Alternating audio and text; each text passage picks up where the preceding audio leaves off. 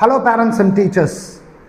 என்னோட பையன் இந்த வருஷம் 3rd standard, 4th, 5th, 6th, 7th, 8th standard அவங்க ரெஸ்பெக்டிவ் கிளாஸஸ்ஸு முடிச்சிட்டாங்க. எக்ஸாமும் கம்ப்ளீட் ஆயிடுச்சு.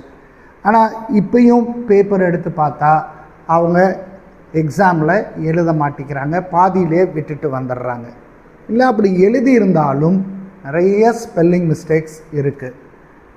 வீட்டில் படிக்கிறாங்க, ஸ்கூலில் மறந்துடுறாங்க. இல்லைனா அட்டென்ஷன், ஃபோக்கஸ், கான்சன்ட்ரேஷன் அவங்களுக்கு சுத்தமாக வர மாட்டேங்குது. புக் எடுத்து படிக்கிறதில்ல. இல்லை புக் எடுத்து படிக்கிறாங்க, ஆனால் ரொம்ப ஸ்லோவாக படிக்கிறாங்க.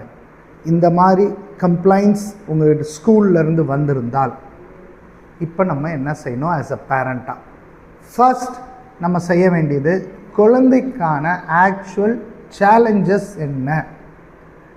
இந்த குழந்தை வெறும் 3rd ஸ்டாண்டர்டில் தான் இப்படி நடந்துருச்சா, இல்லை 1st ஸ்டாண்டர்ட் 2nd ஸ்டாண்டர்ட்லேருந்தே இந்த சேலஞ்சஸ் இருந்திருக்கு, ஆனால் நான் பார்க்கல.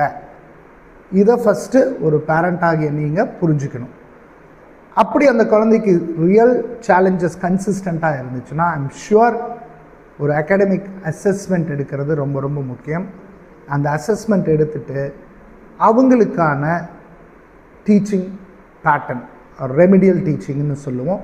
இதை தான் 25 இயர்ஸாக ஹெலிக்ஸ் ஓப்பன் ஸ்கூலில் நாங்கள் செஞ்சிகிட்ருக்கோம். வர மே மாதம் 4th ஒரு 14 days அவங்களுக்கு remedial teaching programme on spelling, reading, writing, math இது நடத்த இருக்கிறோம். ஃபுல் டீட்டெயில்ஸ் நீங்கள் ஃபோன் பண்ணி கேட்டு ரெஜிஸ்டர் பண்ணி கெட் பெனிஃபிட்டட். தேங்க்யூ.